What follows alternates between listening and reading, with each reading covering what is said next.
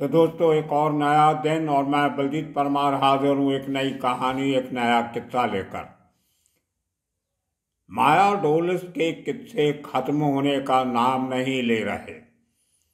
हमारे सोर्सेज ने बताई एक नई बात जो आपसे शेयर करते हैं। क्या थी माया डोलिस और दशरथ रहाणे की दुश्मनी? क्यों ये दोनों एक दूसरे को 3 साल तक ढूंढते रहे और आखिर दशरथ रहाणे को जान गंवानी पड़ी और माया डोलिस का पलड़ा एक बार फिर भारी रहा। बहुत लंबी चौड़ी कहानी है इसके पीछे। कौन था वो जो दशरथ रहाणे को मारना या मरवाना चाहता था, और दशरथ रहाणे क्यों माया डोलिस को मारना चाहता था? अंडरवर्ल्ड की दुश्मनियां जग जाहिर होती हैं, लेकिन ये कुछ ऐसी दुश्मनी है जिसकी जड़ें कहीं और जाती है। हमारा एपिसोड आपने अगर सुना हो, जिसका नंबर था 159, 159, तकरीबन 2-2.5 साल पहले बनाया था हमने। इस एपिसोड के साथ पूरा सुनने के पहले या बाद में आप एक बार उस एपिसोड को जरूर सुन लीजिए। आपको बहुत सारी बातें मैं जो जहां रिपीट नहीं करूंगा वो आपको उस एपिसोड में मिल जाएंगी। हमारा एपिसोड नंबर 159, उसमें हमने बात की थी पूरी दशरथ रहाणे के मौत की कहानी।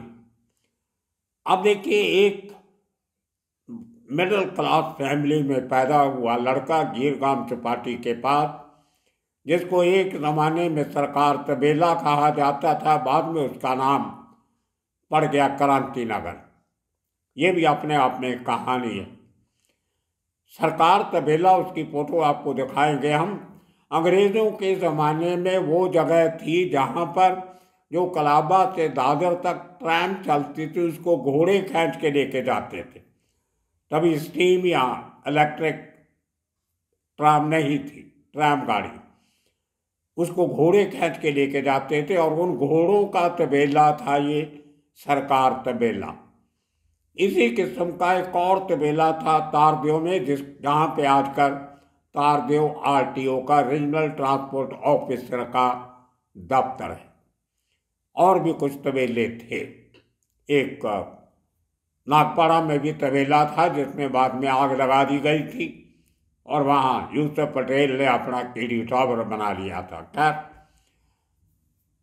साने गुरुजी ने, जो स्वतंत्रता सेनानी थे, उन्होंने बहुत काम किया उस इलाके में, लोगों को पढ़ाने लिखाने का, पढ़ाई का, सोशल रिफॉर्म। उन्होंने आज़ादी के बाद इस जगह का नाम बदल के सरकारी तबेला की जगह क्रांति नगर रख दिया, क्योंकि ये उस समय तक क्रांतिकारियों का बहुत बड़ा अड्डा बन गया था। और उसी क्रांति नगर में दशरथ रहाणे के पिता का बहुत अच्छा काम था, जो कॉपर स्मेल्टिंग का काम करते थे। मतलब जो ऐसी तारें या ऐसे धातु जो मार्केट में मिल जाती हैं जिनके अंदर कॉपर होता है, उसको बहुत तेज आग में गर्म किया जाता है और कॉपर को अलग किया जाता है और उसको फिर मार्केट में बेचा जाता है। तो उसको कॉपर स्मेल्टिंग टेक्निक कहते हैं। उसका बिजनेस था। दशरथ रहाणे का पिता का अच्छे खासे पैसे कमा लेता था, तो उसने इसको अच्छी खासी शिक्षा दी स्कूल में, हायर सेकेंडरी तक, +2 जिसको कहते हैं महाराष्ट्र में।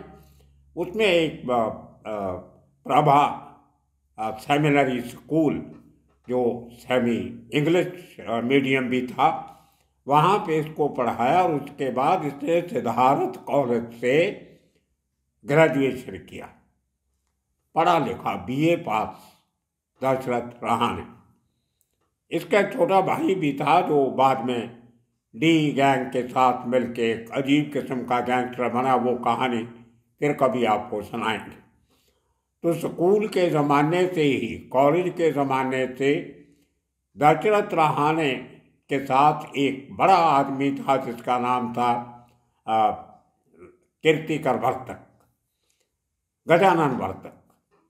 तो गजानन वर्तक शिवसेना का कार्य करता था और हर साल 1 मई को ये लोग एक बहुत बड़े लेवल पे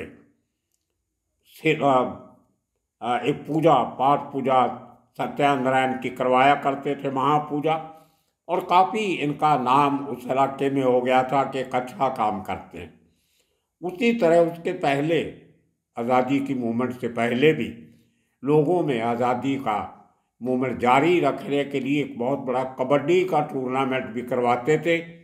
कोच असोलकर हुआ करते थे जो कबड्डी के लिए नौजवानों को प्रिपेयर करते थे, लेकिन अंदर खाते मकसद होता था देश प्यार की भावना पैदा करना। तो क्रांति नगर के बहुत सारे लड़के इसीलिए कबड्डी प्लेयर बने, क्योंकि वहाँ पे कोच असोलकर उनको कबड्डी की बहुत बढ़िया ट्रेनिंग दिया करते थे। हमने काफ़ी सारे एपिसोड बनाए जिसमें कहा गया कि ये आदमी कबड्डी का प्लेयर था, ये आदमी कबड्डी का प्लेयर था।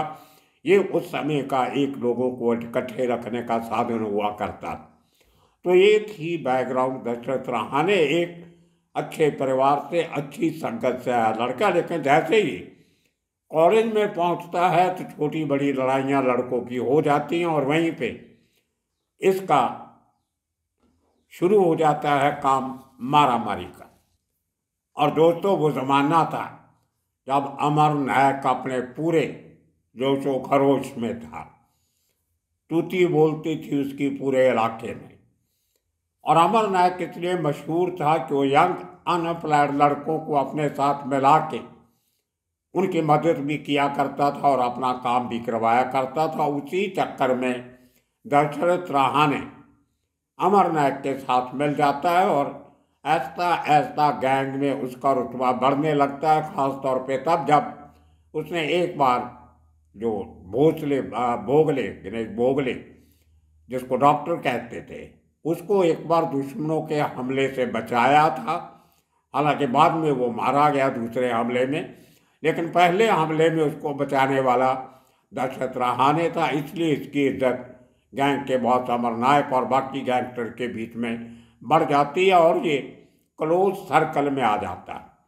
बड़े बड़े काम इसको दिए जाते हैं। और वो समय था जब दशरथ रहाणे से उस इलाके के जितने साउथ इंडियन रेस्टोरेंट मालिक थे, जिनको उडुपी होटल कह देते हैं, उस किस्म के जितने सेठी पुजारी इन लोगों के होटल थे, रेस्टोरेंट थे, उनके मालिकों को मारना, उनसे हफ्ता वसूली करना, वो एक मेन काम हो गया था दशरथ रहाणे का। और कहते हैं कि बहुत सारे सेठी लोग अपना धंधा बंद करके कर्नाटका चले गए थे वापस।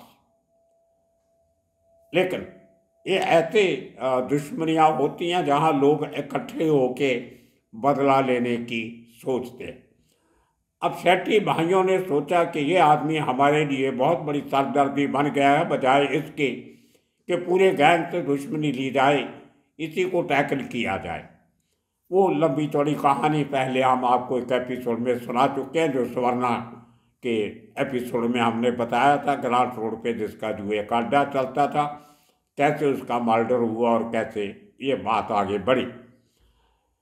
लेकिन इसी दौरान जब दशरथ रहाणे की इस इलाके में लालबाग, परेल, दादर, लेमेंगटन रोड, चौपाटी के आसपास के एरिए, यहाँ पर उसका नाम बहुत हो गया। और दूसरी तरफ माया डोलस घाट के ऊपर में आतंक मचा के रखा हुआ था। अब कहते तो ये भी है कि कुछ ऑर्गेनाइज लोगों के कहने पे माया डोलस की जिम्मेदारी लगाई गई कि दशरथ रहाणे को तुम टैकल करो, लेकिन इतना लंबा समय कोई इंतज़ार नहीं करता। बात कुछ ऐसे हुई। 1987 में दशरथ रहाणे के एक खास दोस्त की शादी थी और वो बारात के साथ पूरी वेशभूषा में लड़की वालों के घर मंडप की तरफ जा रहा था, जब माया डोलस ने अपने साथियों के साथ मिलकर उस दूल्हे का मर्डर कर दिया। अब ये बात दशरथ रहाणे को बर्दाश्त नहीं हुई।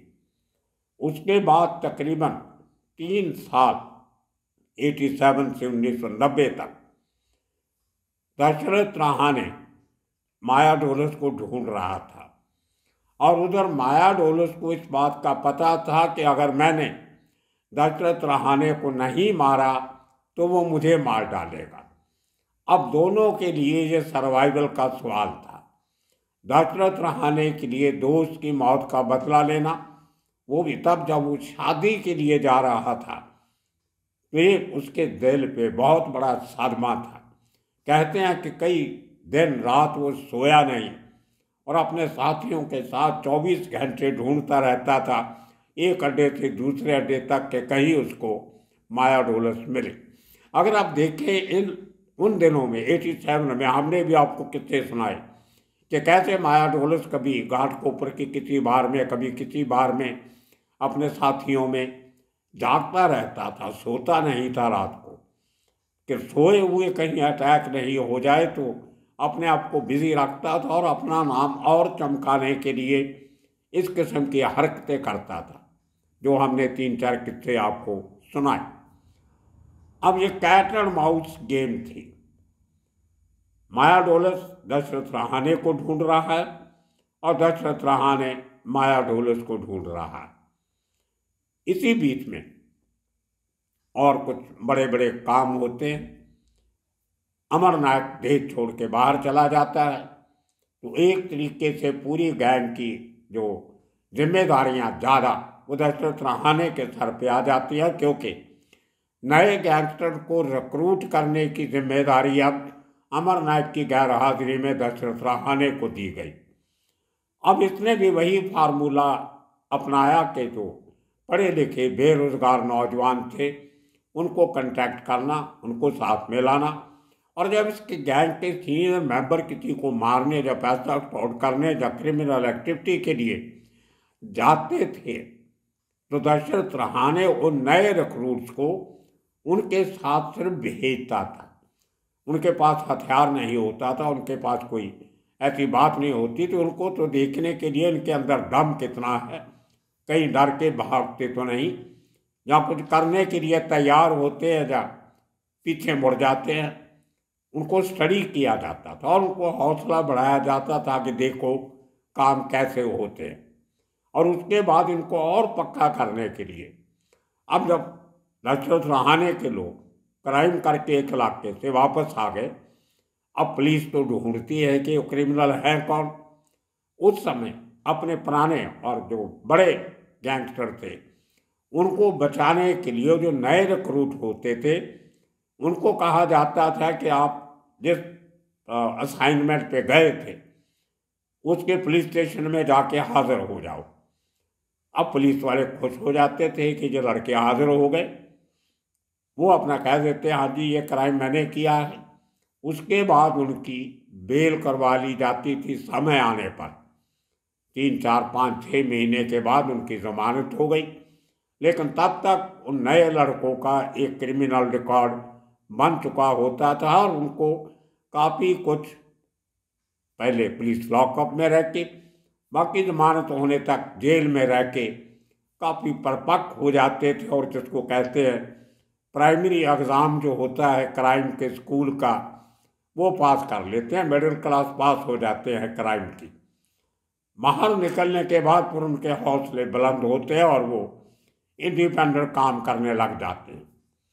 तो इस किस्म के काम चलते रहे और दशरथ रहाणे ने 2-2.5 साल तकरीबन कहते हैं कि 40 के करीब साउथ इंडिया के होटल मालिकों का या उनके रिश्तेदारों का कत्ल किया। बहुत बड़ा नंबर है अपने आप। और उसके बाद छिप के रहना, हाथ में नहीं आना। लेकिन कहते हैं कि आदमी कहीं ना कहीं कोताही कर ही देता। अब माया डोलस के पीछे जो लोग थे उन लोगों का बहुत बड़ा नेटवर्क था। अकेला माया डोलस के बस की बात नहीं थी दशरथ रहाणे को ढूंढना, लेकिन वो जो होटल वाले थे जो दुखी थे उनके हिसाब से तो दशरथ रहाणे का जुल्म था, जो बिना किसी बात से लोगों को कत्ल करते जा रहा था। उनके अपने जो खबरी थे, इन्फॉर्मेंट थे, वो भी उस एरिया में लगे हुए थे कि दशरथ रहाणे को ढूंढो, कहीं भी मिले। पता चलता है कि वो अपनी एक गर्लफ्रेंड को मिलने अनंत भवन, गणेश टाकीज, लालबाग के नज़दीक, जहाँ गणपति महाराज की मूर्तियाँ बनती हैं, उसके नज़दीक ही ये जगह, वहाँ इसको स्पॉट किया गया।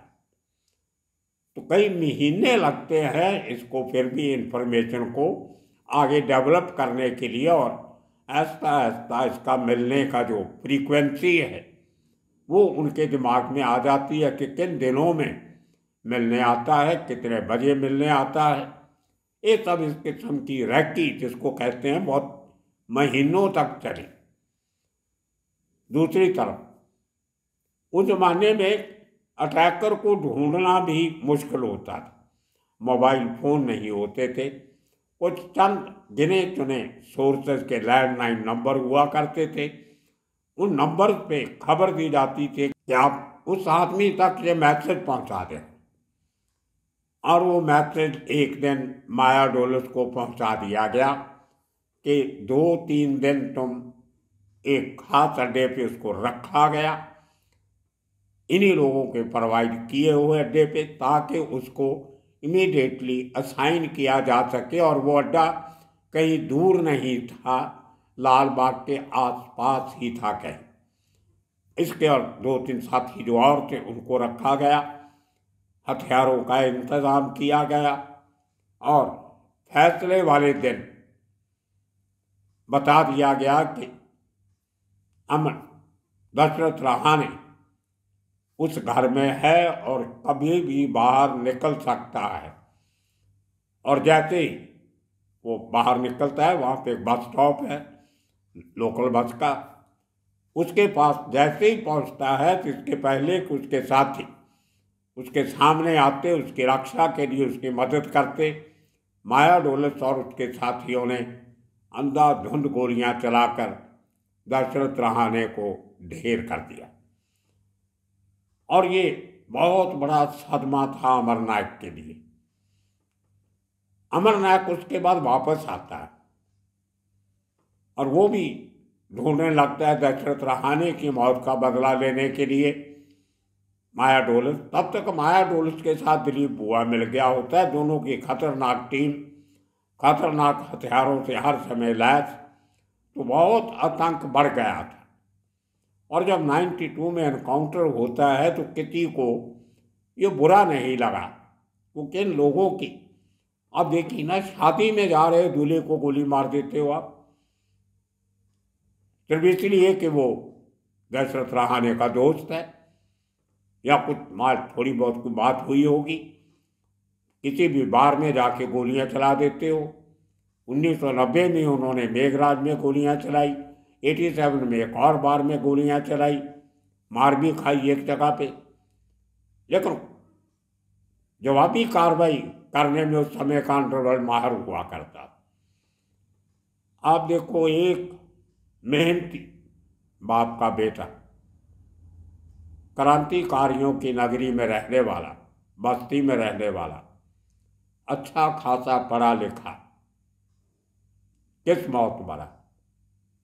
तो वैसे कहते हैं कि अंडरवर्ल्ड में जीना भी मुश्किल, लेकिन मरना बहुत आसान है। सर्वाइवल बहुत मुश्किल है। मौत कब आएगी, चंद घड़ियों में ख़त्म हो जाता है आदमी, और उसके बाद जो परिवार को देखना पड़ता है वो आप सबको मालूम है। बहुत सालों इसके मरने के बहुत सालों के बाद इसका भाई वो दाऊद के साथ मिलकर गैंगस्टर बना। अगला एपिसोड शायद उसी पे बनाएंगे, तब तक इंतज़ार कीजिए। आज का छोटा एपिसोड बनाया है क्योंकि कहानी बहुत ज़्यादा बड़ी नहीं थी। साथ आप 159 एपिसोड देखना मत भूलिएगा, बाकी की डिटेल आपको वहाँ से मिल जाएगी। और बहुत से किस्से इन दोनों के सामने आ रहे हैं, कुछ और कंफर्मेशन की ज़रूरत है। माया डोलस के बहुत किस्से लोग बता रहे हैं अभी, जो ऑन द रिकॉर्ड कम आए हैं, वो भी आपको साथ साथ सुनाते रहें। तो एक बार फिर आप सबका बहुत बहुत शुक्रिया, और ख़ास तौर से हमारे राजस्थान के सुनने वालों को मैं बधाई देता हूँ। आज राजस्थान का स्थापना दिवस है। एक राज्य के रूप में राजस्थान आज के दिन बना था। राजस्थान में सब के सब सुनने वालों को बहुत बहुत बधाई। आप सबका बहुत बहुत शुक्रिया, धन्यवाद।